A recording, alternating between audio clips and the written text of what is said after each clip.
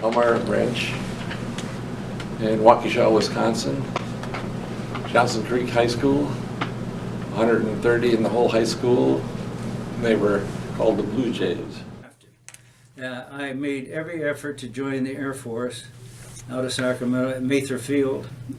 Went there 3 times and my blood pressure was too high. So then I worried that I wasn't going to be able to get in the war, which I wanted to do. So I attempted to join the Marines. And I'm glad that they no longer were taking enlistments. I enlisted when I was 17 years old, so I was maybe 3 weeks into my senior year when I went down to the military entry processing station in Mountain View, and they swore me in. I took the oath of enlistment to protect from all enemies, foreign and domestic, all that stuff. And a week after I graduated high school, I shipped off to Marine Corps Recruiting Depot, San Diego. So that's when it really started for me. I'm Pauline Messler. I was in the Navy, my age. I'll tell you, I was born in 1924. I'll let you figure it out. I said, I have to do this. There were always gals who joined the military from my hometown. I got drafted and I was sent to Oakland Army Station, and then right from there I went to Fort Lewis, Washington. And then I did my basic and advanced infantry training there.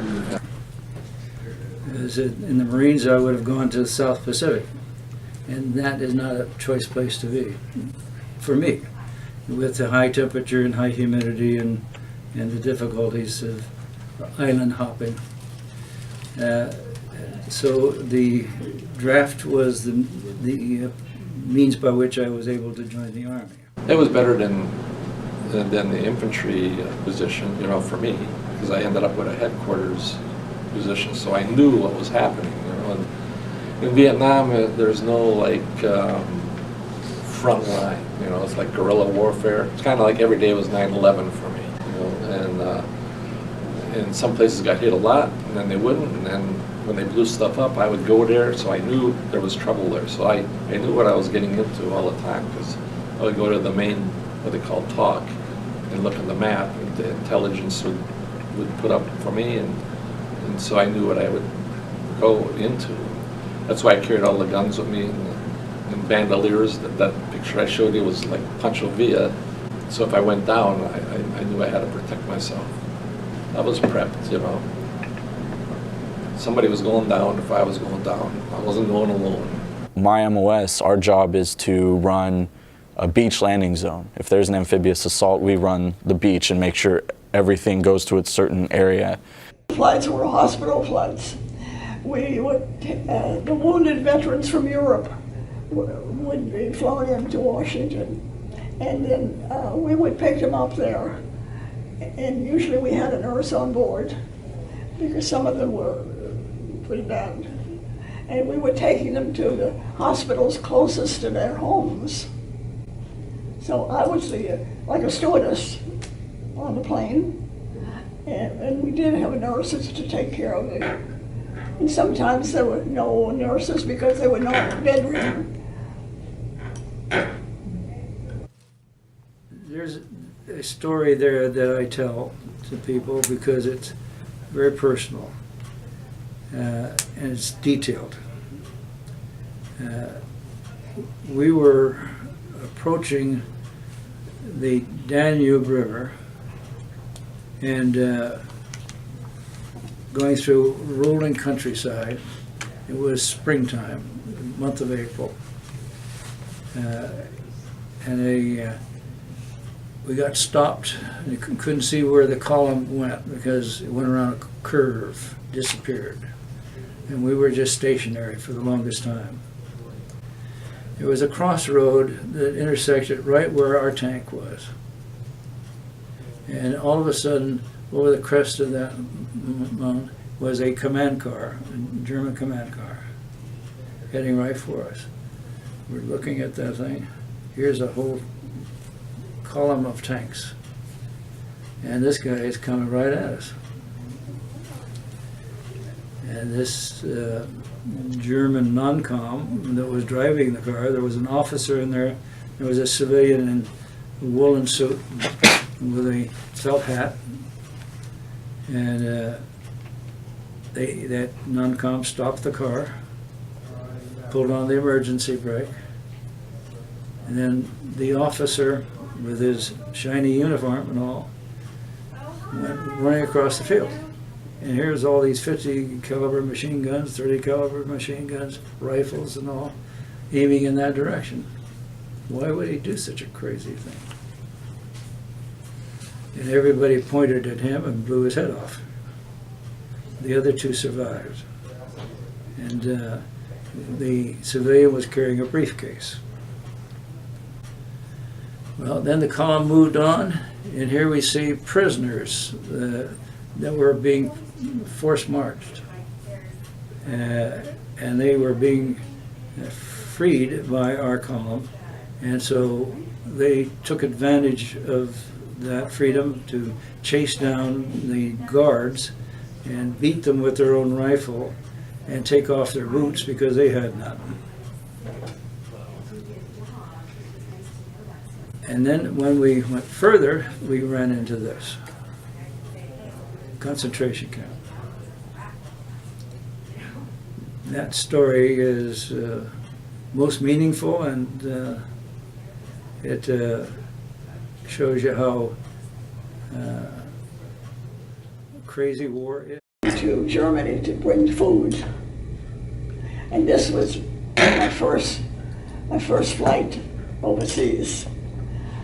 And I told the pilots, when we fly over Paris, be sure you let me know. Ring the bell, I'll bring you some coffee. I want to see the scenery of Paris. So they did. So here I am going to the cockpit with 2 cups of coffee. I walk in, no pilots. Of course, there's autopilot, you know, but I didn't even think about autopilot. I expected to see 2 men with them. The first month I was scared of everything, and then after a while you just got numb to everything. And then the last month we were more cautious, because most of the people that got killed were the first month or the last month. I was in Saigon area, and I was by an ammo dump and a gas depot, and I woke up in the morning and the B-52s were dropping the big 500-pound bombs, and the ground was shaking like an earthquake. And all of a sudden I heard the mortars coming in, and I took off and ran, and I shouldn't have done that, but I did.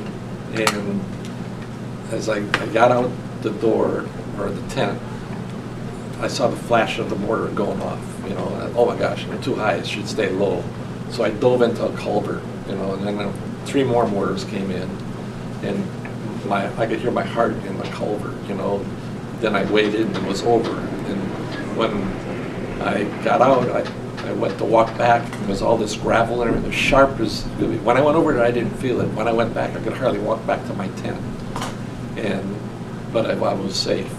You're supposed to be low when the mortars hit, because the shrapnel would go out and stuff like that. So I had to clean up some bodies that were my friends, and that's still hard. Well, yeah, I think about them all the time, you know, and wonder where they are, what's going on, you know. It wasn't very pleasing, you know. It felt bad, you know, when I came back and all those baby killers and stuff like that. We did our part, and we weren't treated very well. I was upset because I was almost 26, I was married, I had a good job, I was in the defense industry already, you know. And then when they put me in the infantry, I was really mad, you know. And but I used to shoot and kill all the time. I'm good with a weapon, you know. But still, I could do better things here, you know. That was 2 years out of my life that was kind of wasted for me. I could have done other things, you know. But I do appreciate everything I have now, you know. Even the poorest hobo here has more than some of the people overseas. The wisdom came from people that have lived longer than I, even though I'm 93 years old. And that is that when there is no progress in the fight or effort in battle, it stops when you all get tired. You find some way of settling. And just being able to go to a store or to go to school or go on a vacation and not have to worry about anything, and to have water to drink and food to eat, you appreciate that more. Life. I hate to get into this, but one has to have faith. When someone decides to enlist in the military, they're giving all of themselves to the nation. Yeah, I didn't want to go, but I went because I was called, and I supported my country and the leaders' decision. He wrote me one letter when I was in boot camp and saying, like, I'm proud of you for doing this, and I don't know if I can come to your graduation or not.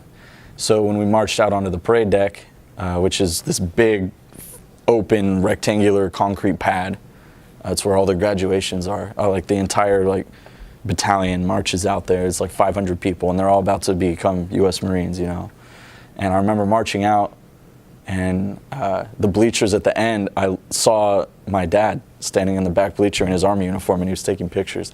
And I just made me stand up straight, and I was just like, oh my God, my dad's here. This is so cool. And it was like the proudest moment of my life when I graduated as a Marine.